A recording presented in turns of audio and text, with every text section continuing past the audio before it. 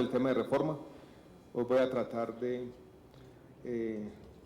alguna manera cogerme el libreto y hacer una reflexión entonces sobre el tema del panel, que no es otro que los determinantes sociales. Voy a hacer, si se quiere, una reflexión como ministro, pero también un poco como académico sobre estos temas, para que entre todos pensemos los grandes retos de política pública cuando hablamos de los resultados en salud, retos que fueron bien resumidos por el doctor Uprime, y yo voy a tomar, dijéramos, algunos debates. Voy a hablar de 4 o 5 puntos generales, que todos involucran algunas cuestiones que no son fáciles, dilemas filosóficos en muchos casos y grandes desafíos de política pública. Voy a empezar con un debate que tuvimos en el contexto de la ley estatutaria, que es un debate interesante que podríamos decir quedó saldado allí de manera preliminar en la ley estatutaria y que yo podría resumir con este diagrama. Es un diagrama que a primera vista no es fácil de entender, pero vamos a entenderlo poco a poco, porque resume de buena manera lo que de alguna forma el Congreso decidió en la ley estatutaria. Ustedes pueden imaginarse en esta especie de rectángulos o conjuntos que se incluyen mutuamente, que tenemos primero un gran universo de todas las acciones posibles en salud que incluyen lo que el doctor Uprime llamaba esas intervenciones sociosanitarias, o que uno podría llamar genéricamente los determinantes sociales de la enfermedad o los resultados en salud. Y allí está todo, desde las intervenciones que conocemos más específicamente en el tema de salud, hacia las intervenciones que tienen que ver con la nutrición, la vivienda, el agua potable, el acueducto de alcantarillado. Dentro de ese conjunto, que lo incluye todo, vuelvo y repito, insisto en el tema, uno podría entender una serie de actividades que uno quisiera empezar a distinguir de lo que podríamos llamar el núcleo esencial del derecho a la salud. Entonces viene una primera pregunta que, vuelvo y repito, fue abordada por el Congreso de la República hace unos días en la discusión de la ley estatutaria, y es si uno debe incluir, y el doctor Uprime terminó con esto, debe incluir, insisto, los determinantes sociales, temas como el acueducto de alcantarillado, la vivienda y la nutrición, en la definición del núcleo esencial del derecho. Y en el Congreso tuvimos un debate grande, donde muchas veces se presentaron las posiciones con vehemencia, mucha gente decía efectivamente, y lo decía efectivamente con un argumento empírico que es difícil de rebatir, que en muchos casos es insoslayable, y es cuando uno mira los determinantes de la enfermedad. Muchas veces estos factores incluidos en lo que, vuelvo y repito, el doctor Uprime llamaba las condiciones sociosanitarias, influyen más que la misma prestación de servicios. Entonces se dijo muchas veces que ese núcleo esencial debería incluir a los determinantes sociales. ¿Eso qué implicaría? En un país donde la salud es un derecho fundamental, implicaría, por ejemplo, que mañana un juez de la República puede decir, mire, tenemos una vivienda con un piso de tierra, eso está enfermando a los niños de enfermedades gastrointestinales, digámoslo así, por poner cualquier ejemplo, y es tutelable y por lo tanto el Estado tiene que ir y colocar un piso de cemento o de baldosa o de cualquier cosa para prevenir esa enfermedad. No es un debate fácil.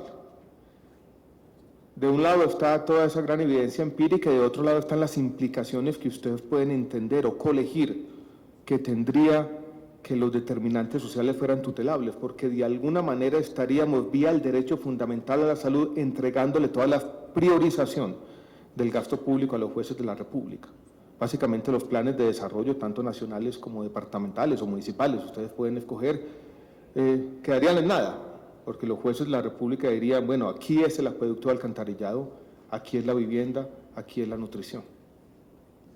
Dimos ese debate y ese debate fue saldado en la ley estatutaria de la siguiente manera. Hay un artículo que menciona los determinantes sociales como priorización de la política pública, diciendo allí tiene que haber un énfasis del Estado por fuera de la salud. Pero los determinantes sociales no pueden hacer parte del núcleo esencial del derecho. Y fue lo primero que se excluyó. Es un debate complejo, pero yo creo que tenerlo de otra manera, incluirlos dentro del núcleo esencial del derecho equivaldría, vuelvo y repito, a hacer este país casi ingobernable.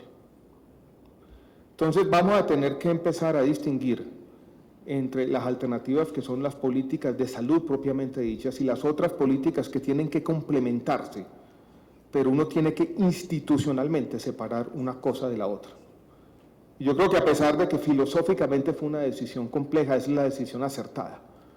Uno tiene que distinguir las peras de las manzanas y tiene que distinguir los retos del desarrollo, que son unos y complejos, de los problemas del sistema de salud, que están relacionados, pero vuelvo y repito, no se pueden mezclar como parte de las mismas prioridades. Y esa decisión está en la ley estatutaria, fruto de un debate complejo, ideológico, como tiene que ser, sin tratar de ser peyorativo con la palabra. También lo hizo, y en esto no quiero ser exhaustivo, se decidieron algunas exclusiones explícitas basadas en los criterios que están aquí en rojo. Aquellas intervenciones que no tengan ninguna evidencia científica, las que tienen que ser prestadas en el exterior, las que tengan un fin cosmético o suntuario, las que no se puedan prestar en el país y las que estén en fase de experimentación. Y de esa manera uno define lo que está en gris, que es el núcleo esencial del derecho, y después define un camino progresivo para que lo azul, que es el plan de beneficios, progresivamente en un plazo corto, relativamente, vaya igualándose a lo gris y así tengamos, dijéramos, una cobertura de todo lo posible, que una cosa que uno podría llamar el plan de beneficios sea igual al contenido del núcleo esencial del derecho. Eso fue lo que trató de hacer, con algún orden, la ley estatutaria en salud. Y al hacerlo de esa manera, yo creo que reitera un punto, enfatiza un punto que hizo el doctor Uprime, y es que uno tiene que tratar de distinguir los presupuestos de la salud de los presupuestos de otro tipo de intervenciones que afectan los resultados en salud, pero que tienen que considerarse de manera separada e independiente. Vuelvo y repito, tenemos que ser capaces de separar los retos del desarrollo, así muchos de ellos afecten la salud, que los temas de la salud. Eso me lleva a una discusión de otra índole, filosófica, que yo he vivido en otros sectores y quiero traer a cuento en esta reflexión de carácter general, un debate en el que yo estuve metido por algunos años, es lo que pasa en el área de educación, que por analogía puede ser ilustrativo para lo que voy a decir sobre el tema de la salud y para cómo enfrentamos estos retos de política pública, que son muchos, retos ya resumidos en estas listas exhaustivas que nos presentaba el doctor Uprime. Si ustedes en educación cogen una muestra representativa de muchachos de grado 11 en Colombia, y consiguen información sobre algunas de sus características individuales, pero sobre todo información sobre las características socioeconómicas, el ambiente familiar y socioeconómico en el que se desarrollan. Y después consiguen caracterizar sus colegios o escuelas donde está realizando la labor educativa y hacen un pequeño ejercicio estadístico que no es difícil. Esto no es una ciencia arcana, sino tratar de ver qué explica, por ejemplo, los resultados en el ICFES o en las pruebas hoy Saber Pro. Vuelvo y repito, tendríamos que explicar esos resultados en salud como básicamente dependiendo de dos tipos de variables, las que definen el ámbito o las condiciones socioeconómicas del estudiante y las que definen las características de la escuela, o los colegios, las instituciones educativas. ¿Cuál creen ustedes que tiene más peso? Aquí está.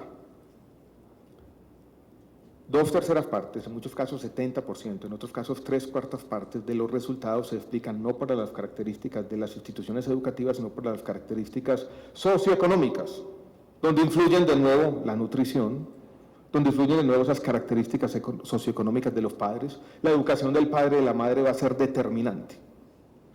Y yo estuve inmiscuido en estos debates mostrando estos resultados una vez y la gente decía si aumentar la calidad de la educación o los resultados educativos requiere cambiar la sociedad como un todo, requiere mejorar las condiciones de educación de los padres, la vivienda, todo ese ámbito socioeconómico y sobre todo esas condiciones que se dan en el hogar. La nutrición es una de ellas, vuelvo y repito, importante. Si ahí es donde está la diferencia, ¿por qué ponemos tanto énfasis entonces en el tema de los colegios y las instituciones educativas? Y se caía en estos debates una especie de interpretación maximalista, donde se decía tenemos que resolver todos los problemas al mismo tiempo. Y si no abordamos los grandes retos del desarrollo, nada vamos a hacer de la calidad, con la calidad educativa. Yo creo que esa es una conclusión equivocada. Y yo creo que los retos sociales son de tanta magnitud que uno va a empezar cuando se diseñan políticas públicas a defender, y la palabra a veces es antipática, ciertas formas de reduccionismo, porque no podemos resolver todos los problemas sociales al mismo tiempo. Y si lo más fácil es centrarnos en las escuelas que explican ese 30 o 35 o 25%, ahí es donde tenemos que poner el énfasis en la política pública. Entonces, eso fue un debate que yo podría, de alguna manera, caricaturizarlo entre dos concepciones. Una concepción maximalista que aboga por resolver todos los problemas y por decirme los desafíos de la sociedad son comprensivos y aquí están todos. Y sin resolverlos todos no vamos a resolver ninguno. Yo antepondría a esa concepción maximalista una posición posibilista, buscando el posibilismo, y es dónde están los lugares para avanzar rápidamente en el tema de política pública. Y en la educación es ahí, en las escuelas y colegios, porque transformar la sociedad entera es mucho más difícil. Traigo este debate a cuento porque en salud ocurre algo similar, y les presento una gráfica tomada del Plan Decenal de Salud Pública, que yo creo que es interesante.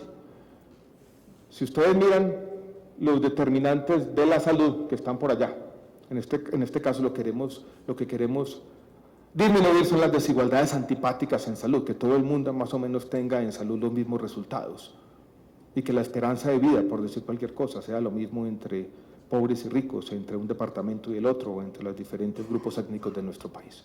¿De qué dependen esos determinantes sociales? Ustedes pueden ver aquí, de ese contexto socioeconómico y político, de algunos ejes de la desigualdad. Hay unos determinantes intermedios, y miren que las flechas van de un lado y del otro. Aquí tenemos una descripción de cómo se explican esos grandes determinantes. Y el contexto político y socioeconómico y político a su vez explica los ejes de desigualdad que a su vez influyen sobre el contexto político y socioeconómico. ¿Qué hacer con todo esto? Todo depende de todo y viceversa. Uno podría decir, con esto tenemos que actuar sobre tantos ejes y hay tantos determinantes de la realidad que queremos cambiar que no sabemos por dónde empezar. Y eso se presenta muchas veces acompañado de este cuadro que es verdad y que nos lleva a preguntarnos si no estamos poniendo un énfasis equivocado, que lo voy a matizar en un minuto. Esto es la contribución de los diferentes elementos. Miren que los servicios de salud explican un 11%, pero aquí nos gastamos el 90% del espacio. El estilo de vida explica casi la mitad. El entorno socioeconómico y los aspectos hereditarios de biología humana. Tal vez aquí hay un llamado de atención de que estamos poniendo mucho énfasis en la prestación de servicios, pero tampoco podemos caer en una disyuntiva falsa a la hora de examinar, vuelvo y repito, este tipo de diagramas y decir, tenemos que resolver todos los problemas de los determinantes sociales antes de enfocarnos en la prestación de servicios. Desafortunadamente la política pública es mucho más compleja y uno no puede hacer todas las cosas al mismo tiempo. Y lo que tenemos que hacer en salud, vuelvo y repito, es buscar esos espacios de posibilismo, y muchas veces eso está en el tema de la prestación de servicios. Entonces aquí no vamos a poder de alguna manera enfrentar todos los retos del desarrollo al mismo tiempo. Y uno tiene que encontrar en estos diagramas comprensivos, que son la explicación de la realidad, un reduccionismo necesario, es decir, ¿dónde puedo yo en un momento determinado, dónde tengo las capacidades estatales y dónde tengo los recursos para poner el énfasis? Entonces aquí tenemos una discusión antigua, filosófica, académica si se quiere, pero importante porque es la discusión de la priorización de las políticas públicas cuando los recursos y las capacidades son escasas y dónde poner el énfasis. Donde aquí hay un llamado de la atención desde la perspectiva de la salud pública, pero un llamado de la atención que tiene que estar matizado. Uno no puede colegir, y ese es el punto que estoy tratando de hacer de esta gráfica, es decir, ese énfasis en los servicios de salud es absolutamente equivocado y abandonemos los servicios de salud y volvámonos todos entonces de alguna manera en profetas de la salud pública. A veces hay una disyuntiva falsa que yo he escuchado en muchos entornos, como si uno tuviera de un lado los mercaderes de la enfermedad y del otro lado los apóstoles de la salud pública.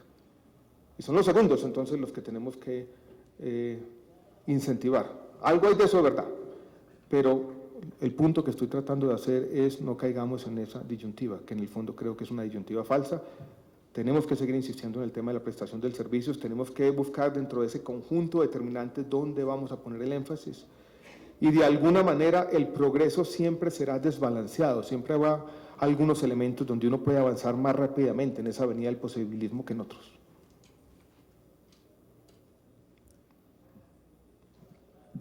Las visiones comprensivas, que de alguna manera tienen en cuenta todas las flechas, porque la realidad es compleja, no siempre son las visiones más eficaces al hacer política pública, que dijéramos una gran paradoja, porque a veces nos está diciendo los científicos sociales que tienen en cuenta todos los determinantes, no siempre son los que diseñan las mejores políticas. Y un reduccionismo siempre será necesario a la hora de diseñar buenas políticas, porque tenemos, vuelvo y repito, que buscar avenidas para el posibilismo. Puede ser un punto filosófico, pero yo creo que es importante a la hora de entender la perspectiva de salud pública. Porque muchos de los discusión sobre determinantes o mucho de lo que se dice de salud pública ha estado siempre acompañado de una especie de intento por subestimar lo que pasa con la prestación de servicios de salud. Yo creo que no puede ser así. Eso me lleva a un punto distinto y otro gran reto de salud pública a la hora de entender los determinantes. Y para entender este reto, quiero que guardemos un numerito, un porcentaje en mente para todos. Es ese 43% que explica el estilo de vida y dónde están, dijéramos, los grandes retos que se avecinan en el área de salud pública. Hay 43%, no podría decir la mitad, si vamos a hacer una especie de mnemotecnia. Y quiero que guardemos ese porcentaje en mente y entender cuál es el perfil epidemiológico de nuestro país hoy en día. Ustedes lo conocen, mañana van a tener una presentación del Plan Nacional de Salud Pública. No voy a ahondar mucho en los detalles técnicos, pero ustedes saben que el perfil epidemiológico de nuestro país está cambiando y hoy tenemos una transición epidemiológica compleja, donde en algunas regiones todavía tenemos las enfermedades de los países subdesarrollados, a utilizar un término ya desueto, pero ya empezamos a tener un perfil epidemiológico más parecido al de un país en desarrollo, donde las enfermedades crónicas, aquí están, enfermedades del sistema circulatorio y el cáncer, comienzan ya a ser las enfermedades más importantes. Aquí están. De primera, si ustedes miran los factores de riesgo globales del país, esas enfermedades crónicas comienzan a ser muy importantes.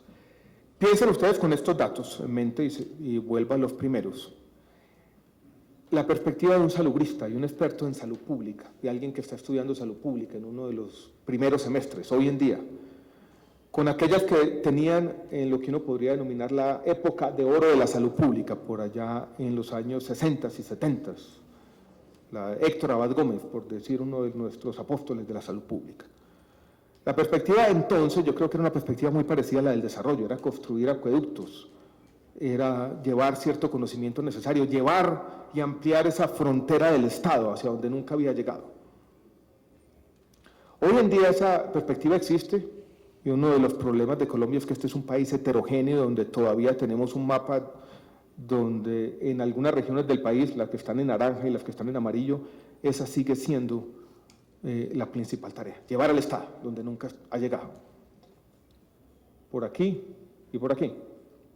Pero si ustedes miran, estas son las causas externas donde lo que hemos tenido son problemas de violencia, pero yo creo que el país cada vez va a ser más como este país donde vive buena parte de la población que es por aquí, va a ser cada vez más un país verde, donde los retos de la salud pública van a ser esas enfermedades crónicas. ¿Y qué es lo que tiene que hacer un salubrista entonces? Cuando el país sea completamente verde.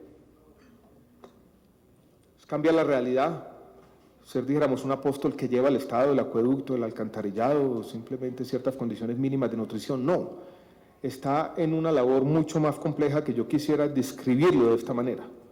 Ya los problemas no son simplemente una índole o naturaleza socioeconómica, ya estamos luchando con unas patologías sociales mucho más complejas, que tienen que ver con incidir sobre los comportamientos y cambiar cierta sociología de contagio que está detrás de estos fenómenos sociales. Es muy distinto, para decirlo de manera gráfica y caricaturesca si se quiere, lidiar con los problemas de nutrición o lidiar con los problemas de obesidad. Todavía tenemos en algunas regiones del país unos índices de desnutrición global relativamente grandes. Pero el problema emergente, el nuevo, el que vamos a tener que enfrentar, donde tienen que estar concentrados esos salubristas de esta generación del siglo XXI, es el otro. Es el de la obesidad, que comienza a ser uno de los grandes problemas de salud pública para el mundo en desarrollo. Ustedes saben que México ya tiene los índices de sobrepeso y obesidad más grandes del mundo, con un verdadero problema de salud pública. ¿Cómo enfrentar ese reto? Ya no es simplemente llevar el Estado, ya es cambiar esos comportamientos, y eso es algo que apenas estamos aprendiendo a hacer. Porque cambiar los comportamientos, el comportamiento de la madre, el comportamiento del niño. ¿Qué hace el niño cuando llega de la escuela entre 3 y 6 de la tarde? Difícil, ¿no? Está al frente de la televisión. ¿Cómo vamos a empezar a encontrar un margen para cambiar esos comportamientos? Todos sabemos que cambiar los comportamientos es fácil, ¿no? Hay un chiste viejo, uno se levanta todos los días creyendo que va a cambiar el mundo y ni siquiera cambia la ruta con la que se va al trabajo, ¿no? No cambiamos y todos tenemos una inercia de las costumbres que es difícil de cambiar. Y si ustedes miran esta lista, que no pretende ser exhaustiva, que yo he tratado de tener aquí, todos estos fenómenos que uno podría, y no quiero enfatizar mucho en los términos, pero llamar así como patologías sociales, tienen ese tema. Y es que son contagiosos desde un punto de vista social y por lo tanto operan lo que los científicos sociales llaman multiplicadores sociales. Una causa externa hace que por motivos de contagio estos fenómenos se amplifiquen. Por eso, cuando ustedes estudian, por ejemplo, el embarazo adolescente, pasa muchas veces en una institución educativa o en un barrio, en otro no, porque hay fenómenos de contagio. Lo mismo pasa con el tabaquismo, lo mismo pasa con la obesidad, lo mismo pasa con el consumo de drogas, con los hábitos de vida saludables, con la violencia intrafamiliar y con la violencia interpersonal. Y muchas veces también con los accidentes de tránsito, donde tenemos otro problema de salud pública con más de 5.000 muertes al año. ¿Cómo lo vamos a cambiar? El país está atónito todos los días con el tema de los conductores borrachos. En estos días me preguntaron, ¿es un problema de salud pública? Yo tuve que decir, sí, es un problema de salud pública, o comienza a hacerlo, sobre todo el consumo de sustancias psicoactivas. ¿Cómo vamos a cambiar ese comportamiento? Todos sabemos que no basta con los temas meramente punitivos. ¿Cómo vamos a evitar, y vamos a ver algunos datos en un minuto, el consumo de drogas psicoactivas en los jóvenes? Yo fui profesor por mucho tiempo, no basta con los sermones. Los comerciales de televisión en Colombia tuvimos mucho tiempo repitiendo uno, la mata que mata, absolutamente irrelevante. Yo creo que no cambió el comportamiento de absolutamente nadie.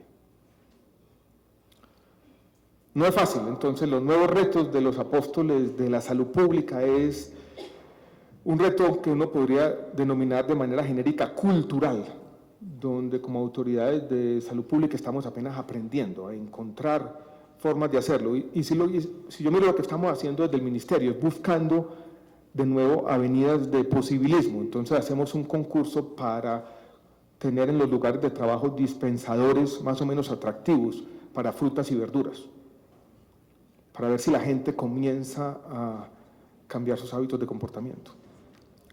O estamos dedicados a regular las cajetillas de los cigarrillos para que algunas palabras que podrían incitar a su consumo no estén allí. Y eso no es fácil hacerlo, estamos apenas aprendiendo en estas posibilidades.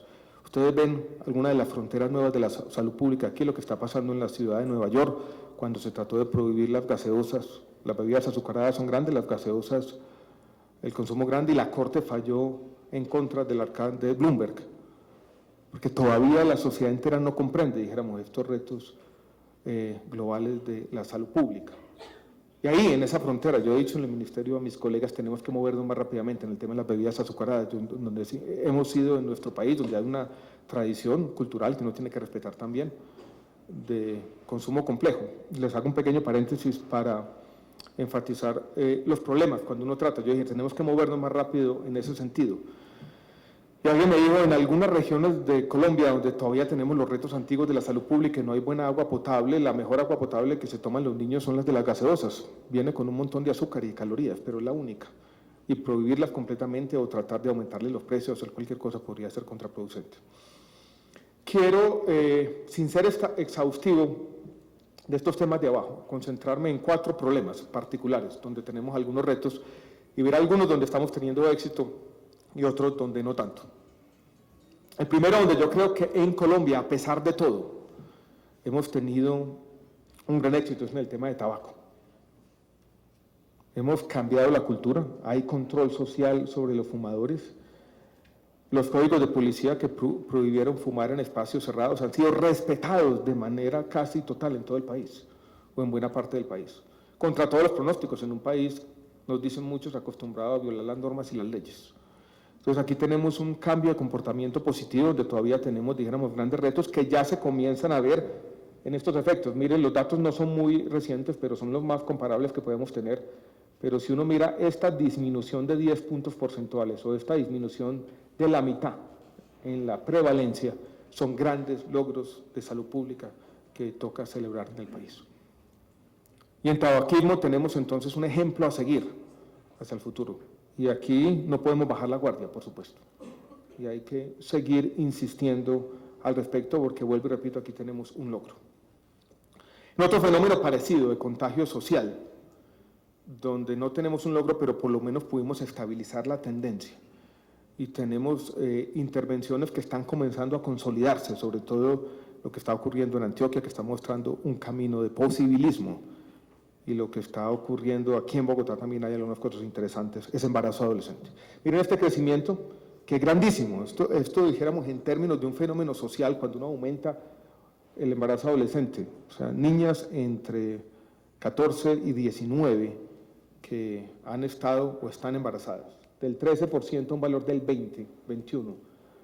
Y Colombia en el tema de fecundidad adolescente pasando de un nivel inferior al promedio de América Latina a casi ser de las más altas.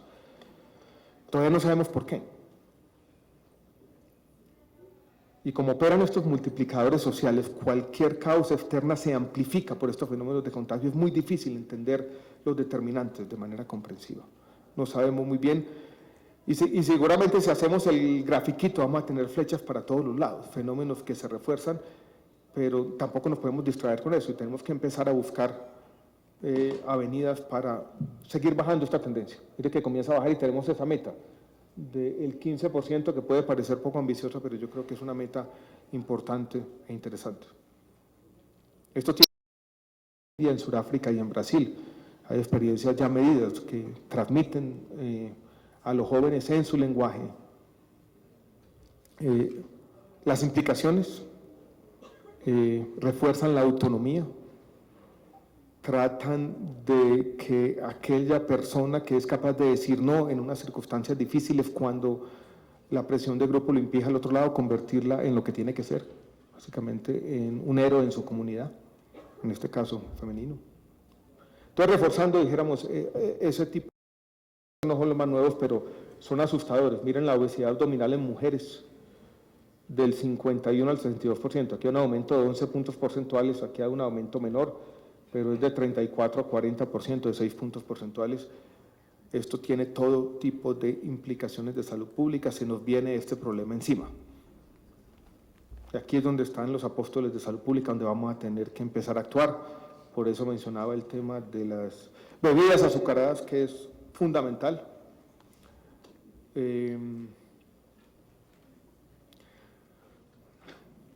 No quisiera decir esto porque de pronto me meto, dijéramos, en un problema, pero hay debates que se van a tener que dar en el país hacia el futuro. Como tuvimos un debate, por ejemplo, sobre Mustang, una fábrica de cigarrillos patrocinaba el fútbol profesional. Yo creo que en algunos años vamos a tener que ir un debate sobre si los vendedores de bebidas azucaradas deben patrocinar el fútbol profesional. Ese es el tipo de cosas o el tipo de debates importantes que vamos a tener que dar en algún momento, porque este problema se nos vino encima y es un problema, dijéramos, complejo. Cambios de comportamiento. Cuando yo los domingos me levanto temprano y voy a la ciclovía, uno ve, bueno, aquí hay una política pública funcionando en ese sentido, pero es una gota en un océano muy complejo, ¿no? La evidencia internacional muestra cosas paradójicas o complejas como lo siguiente: los niños que tienen menos atención de los padres porque los padres están trabajando y que llegan a su casa seguramente sin ningún tipo de cuidado, son niños que tienen muchos más problemas de obesidad. Y eso es muy difícil de cambiar, porque la tendencia se mueve hacia allá. Para bien, no creo que sea para mal, las tasas de participación laboral de las mujeres en Colombia han venido creciendo, y un orgullo creo que este país es que son de las más altas de la región, pero eso tiene otro tipo de implicaciones. Entonces aquí tenemos un problema donde, a diferencia del tabaquismo y a diferencia donde uno ve alguna tendencia positiva en el tema de embarazo adolescente, tenemos también preocupaciones al orden del día. Otro es, aquí miren, voy a pasar rápido, pero si ustedes ven, este no es un problema ya de los estratos más altos, o la prevalencia es mayor por aquí que por aquí, que dijéramos la otra paradoja. Aquí están de los muy pobres a los pobres, estratos medios, ricos y muy ricos. Miren que las prevalencias comienzan a estar por aquí, más altas. Y este es otro problema donde también las cosas han cambiado, donde tenemos con las últimas encuestas, estos incluso son datos de una última investigación que yo hice antes de entrar al ministerio, donde uno tiene datos comparables del año 96 y 2008, hay unos datos recientes que refuerzan esta tendencia, pero miren el consumo de drogas, aquí están las edades de los niños, de 12 a 17, 18 a 24, 25 a 34, aquí ya no son niños, pero miren este aumento que se ha dado en el consumo de drogas psicoactivas. Marihuana, cocaína, heroína, hay una lista más o menos exhaustiva en las encuestas, pues repito, comparable en el tiempo, se ha multiplicado por 3, según los datos. Ahora, si uno se puede asustar inmediatamente, pero si uno hace algunas comparaciones internacionales, muestran que este no es un problema solamente de Colombia, es un problema de América Latina y es un problema de los países que tienen nuestros mismos niveles de desarrollo. Miren que el aumento ha sido en casi todos los países y las prevalencias en Colombia todavía están muy bajas con países que nos llevan algunos años en términos de producto por habitante. O sea, lo que podemos esperar desafortunadamente es, a medida que el país va aumentando sus niveles de ingreso, un aumento en el consumo de drogas psicoactivas. Cuando hablamos con los alcaldes de los diferentes municipios del país, este parece ser un problema muy, muy complejo, con pocos instrumentos de política pública, con poco presupuesto, con falta de continuidad en las políticas públicas. Las personas que están ahí están por unos meses, donde aquí tenemos verdaderos apóstoles en el territorio tratando de cambiar una realidad, vuelvo y repito, muy compleja y nadando contra esta corriente tan complicada. Estos son los desafíos de salud pública y por eso quise volver sobre el mensaje inicial. Los tenemos que separar, son problemas diferentes. Tabaquismo, donde estamos teniendo éxito en cambiar los comportamientos; embarazo adolescente, donde comenzamos a tener éxito; obesidad, donde no lo estamos teniendo; y el tema de consumo de drogas psicoactivas, donde ha habido un aumento sustancial, donde se ha multiplicado por 3 en las últimas 2 décadas, y tenemos que empezar a tener por lo menos más claridad en el tema de las políticas públicas. Voy a retomar ahora, para ir cerrando, una de las preguntas con las que terminó el doctor Uprime, y es, dados estos problemas, ¿necesitamos más plata? Claro que necesitamos más plata, claro que necesitamos más continuidad en las políticas, pero infortunadamente este no es un problema que se soluciona solo con plata. El gran desafío que tenemos como sociedad es construir esas capacidades para lidiar con estos problemas emergentes de la salud pública. ¿Dónde están los psicólogos? ¿Quién los está formando? ¿Dónde están los trabajadores sociales? ¿Dónde está la gente que tiene que hacer con estos problemas tan complejos una labor de apostolado? Los médicos, digámoslo con claridad, se quieren es poner la bata blanca y ser subespecialistas en un hospital. Eso es lo que le da el prestigio social. Estas labores que hay detrás de estos problemas son labores que requieren una dedicación, una concepción distinta, que riñen muchas veces con los valores de la sociedad moderna, donde el prestigio social está por otros lados. Entonces tenemos un gran reto como sociedad, que no es único de Colombia, lo se tiene en todos los países del mundo, de una nueva generación de salubristas para de alguna manera enfrentar esta avalancha nueva que se nos viene encima. Hay esfuerzos que se están haciendo en el gobierno, por ejemplo, en la Red Unidos de Trabajadores Sociales, que están mirando a estos problemas de manera comprensiva, pero nos falta mucho. Y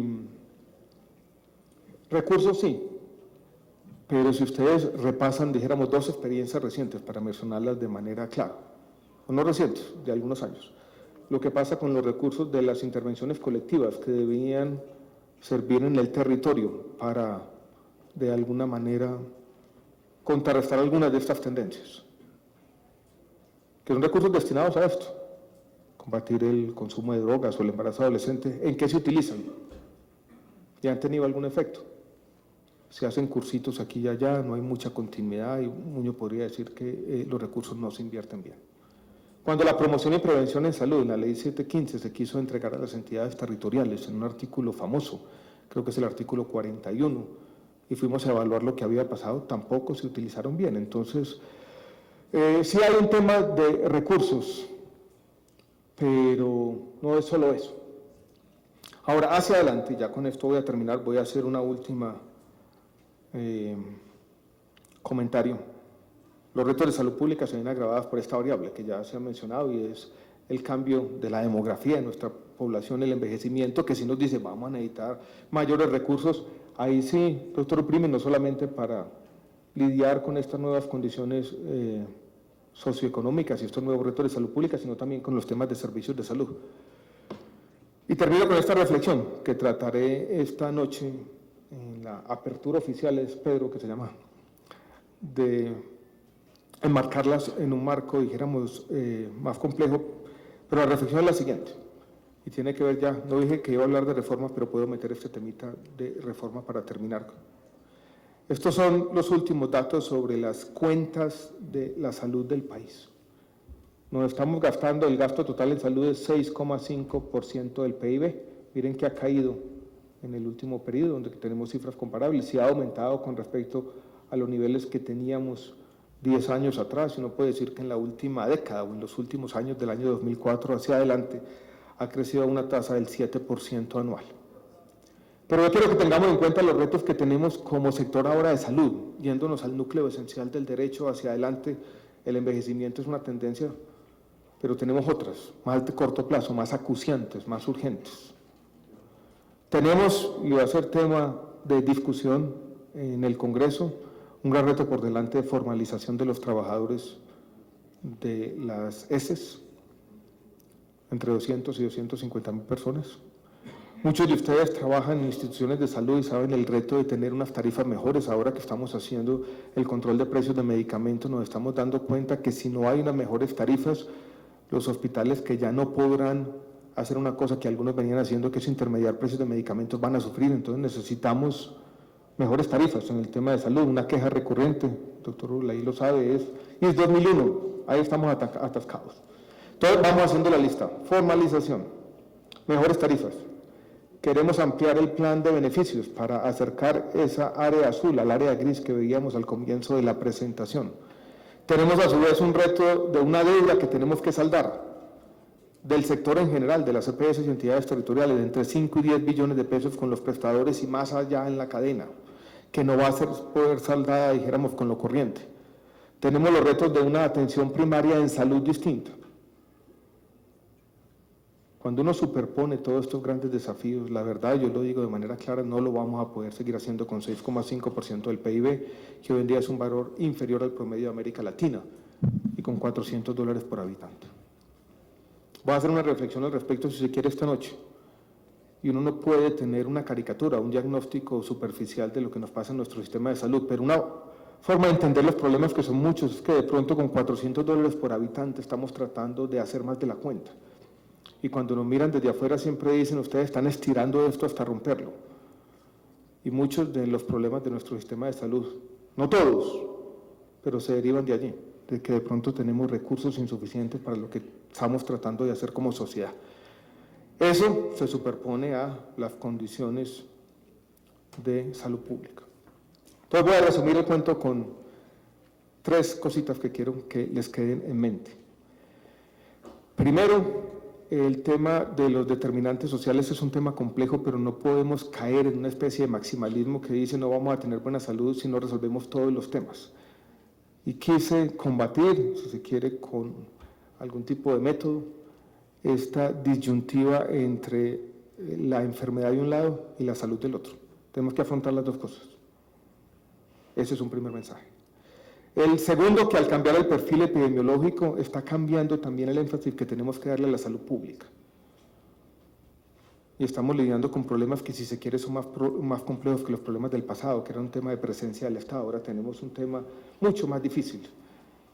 No son temas solamente de presencia del Estado, sino es cambio de comportamiento del individuo, donde el Estado apenas está aprendiendo qué podemos hacer, y donde tenemos tanto problemas de recursos como de capacidades. Y quise finalizar simplemente con una reflexión general sobre los recursos que podré retomar esta noche en un contexto más general. Como lo dije al comienzo, simplemente no eran unas grandes reflexiones, pero sí dejarles unas inquietudes sobre los grandes desafíos de salud pública, si se quiere, son problemas o preguntas que tengo como ministro, pero también como un interesado, una persona que le ha dedicado 2 décadas a pensar estos grandes desafíos del desarrollo de nuestro país. Muchas gracias a todos.